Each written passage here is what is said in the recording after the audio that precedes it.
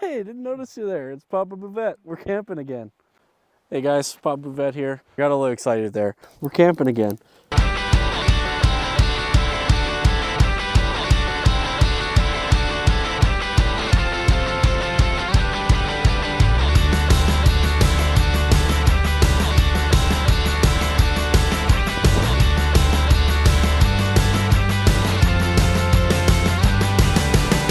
Camping now.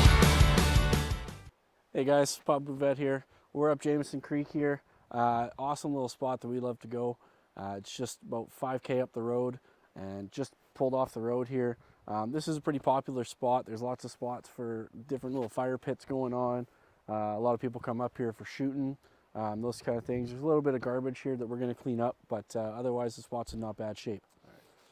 Hey folks, before we get started today, Christmas just passed. I got everything on my list except for one thing, but my birthday's tomorrow and my producer came through. We got our friend Yukon Jimbo here. This Jimbo here lives up north, very outdoorsy man. Hopefully he's going to be here to teach us a few things and kind of catch some of the mistakes that I'm going to make today. Upon reaching their potential campsite, the boys immediately spot a matter demanding their attention.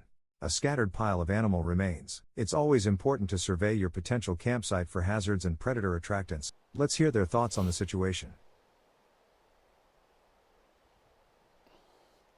Hey folks, so looks like we got something special here when we rolled up on our campsite.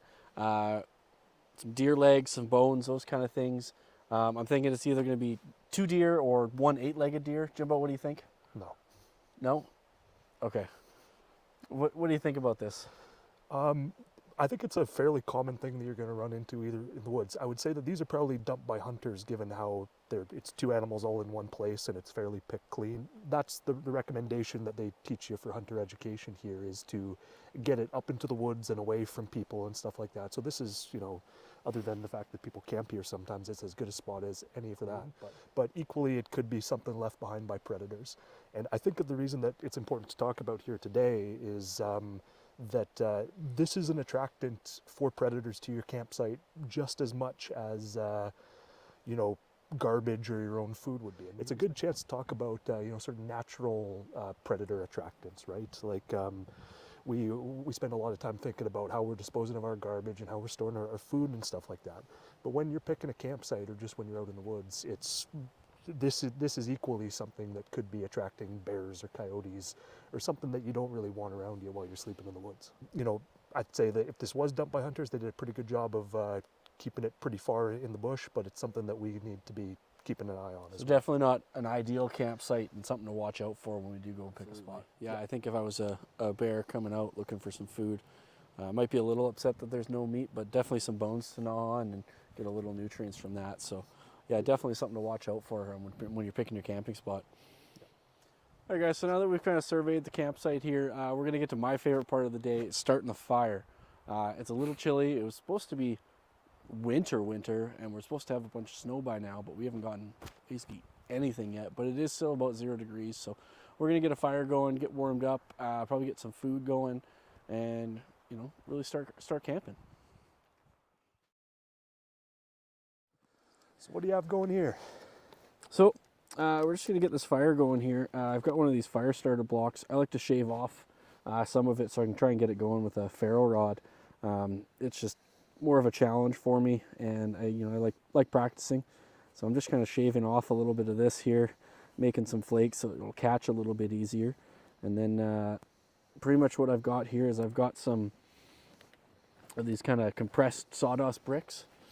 I had some laying around at home, so I thought I'd bring them out, and some of them laying around a little too long have basically just turned into sawdust, so should light up pretty easily.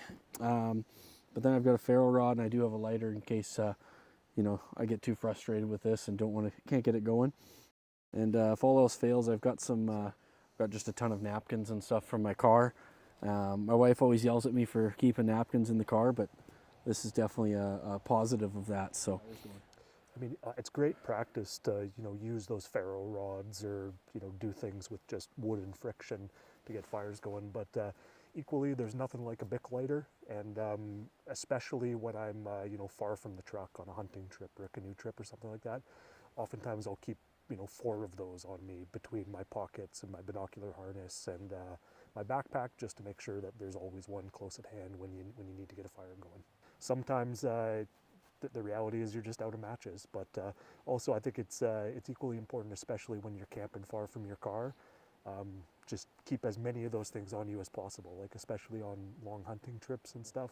But I mean, when you're car camping, something like this is a great option too, especially on sort of a colder and wetter day like this. You know, bringing just a little bit of your own warm, dry firewood goes a long way to help get a fire going with some wet wood on top of it. Yeah, as long as you can get it going, you can always kind of dry out your wood afterwards. Awesome. So that's always all right. Well, let's get this thing going here.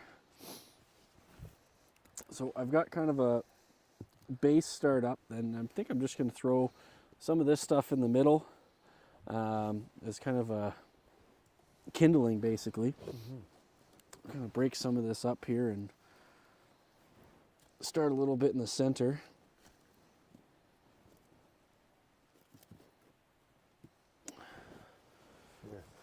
I brought something along too, sort of in the same vein as those starter blocks that I really like using, that we can give a try as well.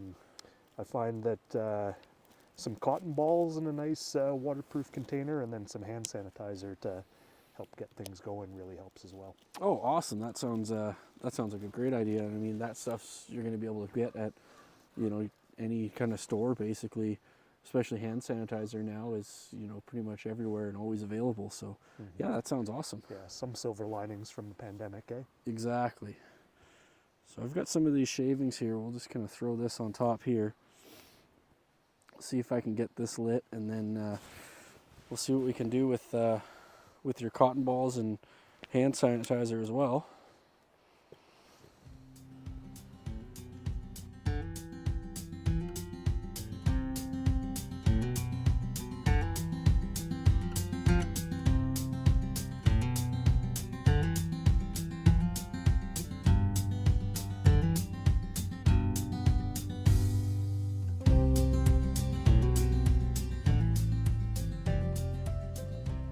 Definitely going now, but as always, fire needs oxygen.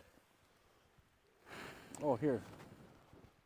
Let me give you this. Keep your face out of the fire. It's a pocket bellows. Thanks. Just blow through it? Yeah, just blow through it. Helps concentrate the air. It makes it a little bit easier to get some air in close without getting your face right in the fire. Oh, sweet. You got to mail me one of these. I will. Papa Bouvette's Camping Calamity pocket bellows.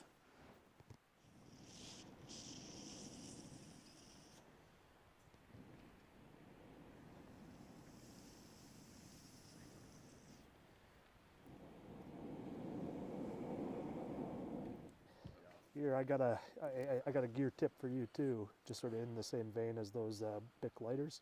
Matches in a nice waterproof container. Oh, that's awesome. That'll work really well. Yeah, especially in case, not going to get wet, and it's always going to work for you. Now that the boys have their fire going, they'll need more wood to keep it burning. And with Jimbo in town, we could almost do that half tree there. Papa's gearing up to chop down a sizable tree. What about this leaning little birch there? Dead tree, of course. Remember folks, when you are camping on Crown land in BC, like Jameson Creek, you're good to fall dead trees, just as long as you grab a free use firewood permit online before you head out.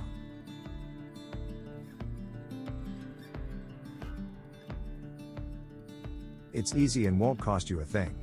Just search Firewood Permit BC and fill out the form. This is a permit from the government which allows you to chop fallen and dead trees on permitted Crown land. Here's some things to consider when picking out a dead tree to fall. Yeah, it doesn't come down very easy. And a reminder, this is for pro-level campers. We have showcased plenty of non-chainsaw options in earlier episodes, as it is not always necessary but a good skill to know for long trips. Assess the tree. It's this one over here. Tree just in my eye. Be careful of falling debris when looking up. Yeah, we did that earlier when Adam asked if that was a raindrop and I shook a tree. Before starting, evaluate the tree for stability and any signs of decay. Look for hanging branches, cracks, or leaning. Avoid trees that show signs of being hollow or have a compromised structure, as these could collapse on you while being cut. Clear the area. Ensure the area around the tree is clear of people, pets, and obstacles. Establish a safety zone that is at least twice the height of the tree away from the felling direction. Use the right tools. Ensure you are using appropriate and well-maintained tools for the job. I think that would be cool. Brody, what do you think? This one here is definitely still alive, but the one back here is dead. A sharp chainsaw or axe is essential for efficient and safe cutting. Directional cutting. Plan the direction of the fall. Consider factors such as the lean of the tree, wind direction, and obstacles. Make a notch cut on the side facing the intended falling direction. Watch for bounce back. Be aware of the potential for the tree to bounce back or kick back after it starts falling. Maintain a safe distance and stay vigilant. Be sure you are properly trained and your chainsaw is nice and sharp.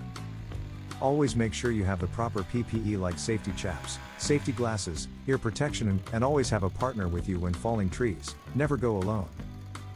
If something were to go south, you want someone to be able to contact emergency services and get you to safety.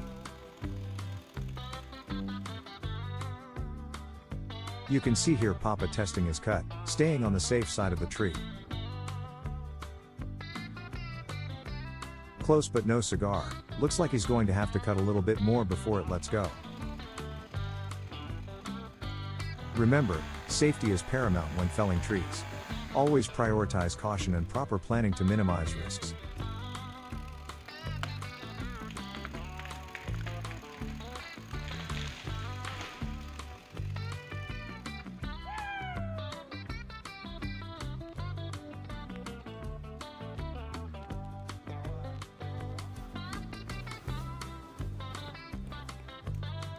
Hey, Papa Bouvette. Didn't you just climb up there to chop a tree down? Why'd you have to go back?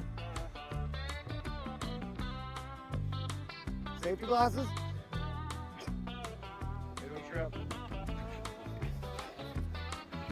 That's just on the deer leg. Now with the tree down, it's time for Papa to slice off some nice rounds to chop up. But it's looking like he's having a bit of regret where he fell the tree, as it is not the easiest to access. Oh. Stay in shape, kids. Do your stretches, go for a run, drink your water. And like Papa said, don't forget to hydrate. Gathering firewood can be an extremely strenuous task, especially when it comes to tree falling. So make sure to drink lots of fluids to keep yourself hydrated and in peak camping condition. You want to get like the end or like this end or What's the other end? steeper? Yeah, I'll maybe just cut the end off. Well, time to get chopping there, Bouvette. All right, folks, now that we got the tree down, we're gonna make a few rounds out of it so we can have a nice roaring fire. Something to remember when falling a tree: a big, nice, dead tree is not much use if you can't get to it after it falls. So always assess where it could fall and cut accordingly.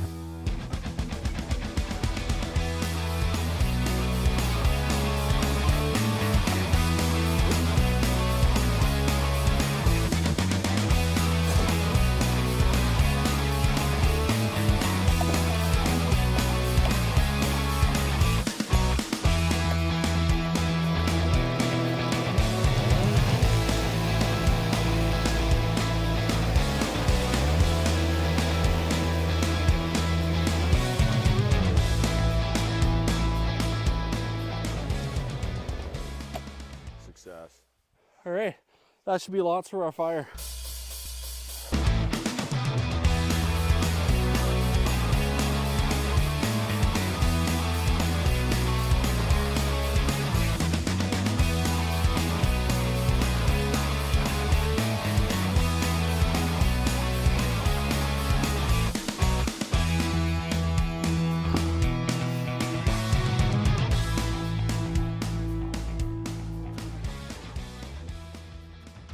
With a decent chunk of the fallen tree now sawed off and hauled back to camp, it's time to turn it into rounds. Slicing a log into rounds makes them easier to be split with an axe by hand for firewood. It's important to have safety glasses on, as there will be a lot of flying debris. As well as make sure to keep a foot on the log as you're sawing in case the blade catches and kicks. If you have partner hold it for you, make sure they are out of the way of any danger, in the event the saw kicks or binds.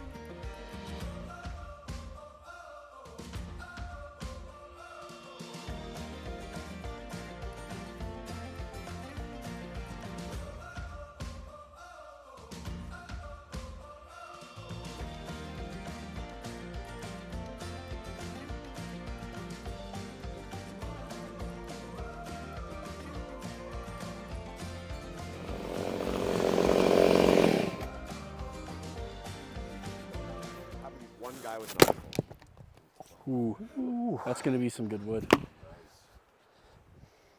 Yeah, no, it's safe to say this thing was dead. Yeah. Oh, you should have seen the base. Like, it was fucking rotten to the core. Oh, I feel like a He-Man right now. The Yukon territorial campsites give you wood, Okay. but it's like the awfulest, wettest, usually birch. Oh, yeah. So this is a treat.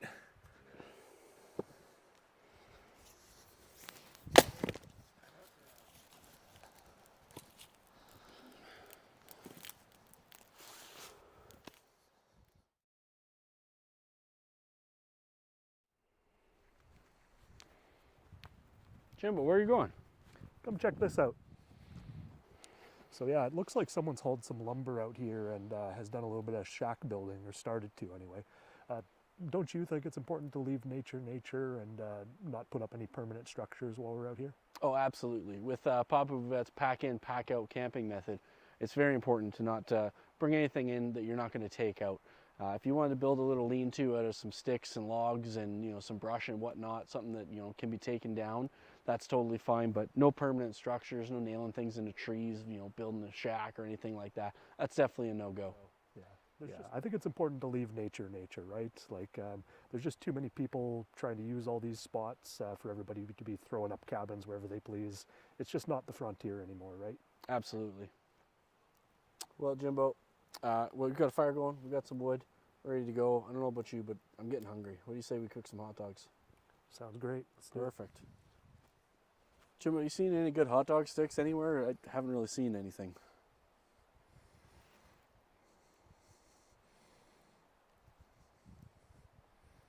What, you mean like this one?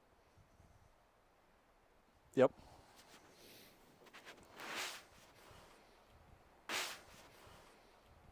So, what makes a good hot dog stick? You want something that's live, preferably. A branch off a tree or something like that's great.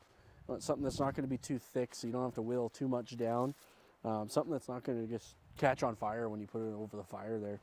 Something with not a whole ton of knots or anything like that. This section right here is probably going to be perfect for what we're going to put our hot dog on. So we'll kind of cut that top part off, kind of trim down some of this stuff here so it doesn't need to be quite so long. Trim off some of these knots so we're not stabbing our hands. Other than that though, I think this one's going to be pretty good. So you want to make sure that when you're whittling a knife, you're on nice stable ground, somewhere where the stick's not going to move. And you want to make sure you're whittling away from yourself and not towards yourself, so that if your knife slips, it's not going to stab you. You don't really have to get too deep into it. You just want to make sure it's nice and clean. You get a lot of the bark off, any big knots or anything like that. So what you want to do is you want to make sure that you get a nice point on the stick there so it can get into the hot dog nice and easy. You want to make sure you got all the bark off where you're going to be cooking on. You don't need to go too crazy, but you want to make sure it's going to be thin enough that it's not going to split your hot dog. If you go too far down, you're going to get into the core of the stick, and you're not going to want that on your hot dog. But you want to make sure it's going to be nice and clean for you. I usually stick mine in the fire for, a minute or so before I put it on the hot dog, just to kind of get any bacteria or anything off of that. But this one's looking pretty good. I think it's about time to eat. 'Cause you looked beautiful in the sunset glow, in that sunset glow.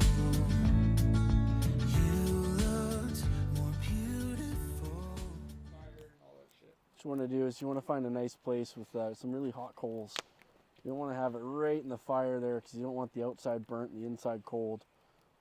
And you just kind of rotate it nice and slow.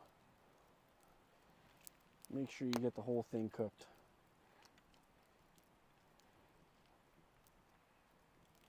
You really want to watch for splits if you've got smokies because you don't want it falling off into the fire. That's never a good time. A little too smoky? It would be a little too smoky, right?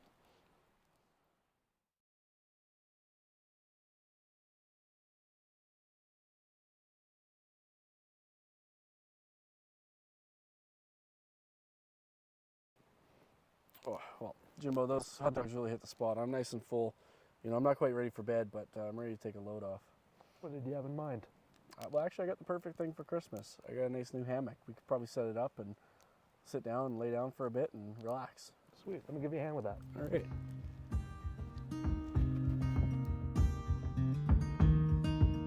Now these bad boys bring a whole new level of chill to your outdoor experience. Hammocks are a great choice for when you're camping. As long as there is 2 solid trees around, you're good to go. And luckily here in BC, that's never usually an issue to find while you're camping.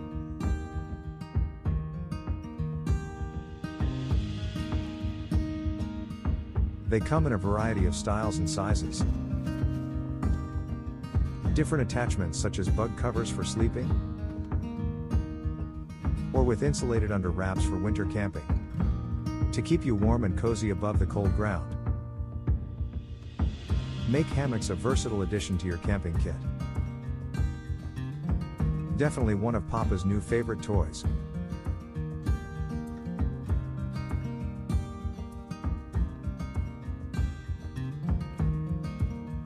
They're great even to pack on hikes or day trips as well. And even though Papa is getting a hand here from Jimbo, no need to fret if you want to set it up yourself. They are super simple to set up, easily achievable with one person if you find yourself doing some solo escaping. Those specific instructions will vary by brand. Most will wrap around a tree and attach back to the hammock. And opposite to what we do when surveying trees for firewood, we want to make sure these are nice strong, living trees that are at least 5 inches in diameter with deep roots.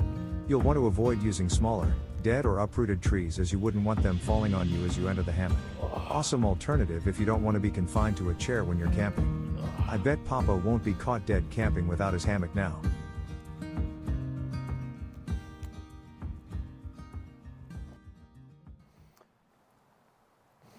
All right, folks, thanks for coming out for another episode of Papa Bouvette's Camping Calamity. We're going to make sure we're using our pack-in, pack-out method here. We're going to make sure we clean up all our garbage, make sure we're not leaving anything behind, clean up any extra firewood, anything like that. And we're also going to put out the fire. Jimbo, you got any tips or tricks for putting out fires or anything like that? Yeah, well, first of all, just that it's really important to do, even though it's kind of wet and cold out today. You really never know when a fire can spread. So we have to leave it completely extinguished. So, dumping water on it and then taking a stick and stirring those coals in with the dirt until they're cool to the touch is the best way to do that. Excellent. Well, special thanks to Jimbo for coming all the way down from the Great White North. Really appreciate it. Super pumped to have you here. Happy to be here, bud.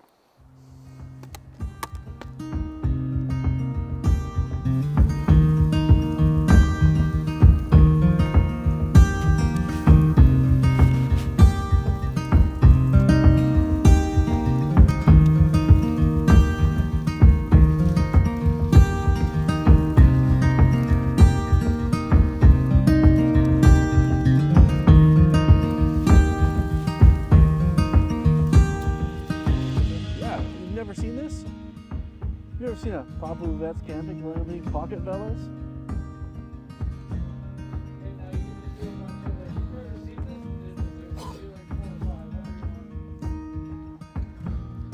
You've never seen this? A pocket. You've never seen this? A camp.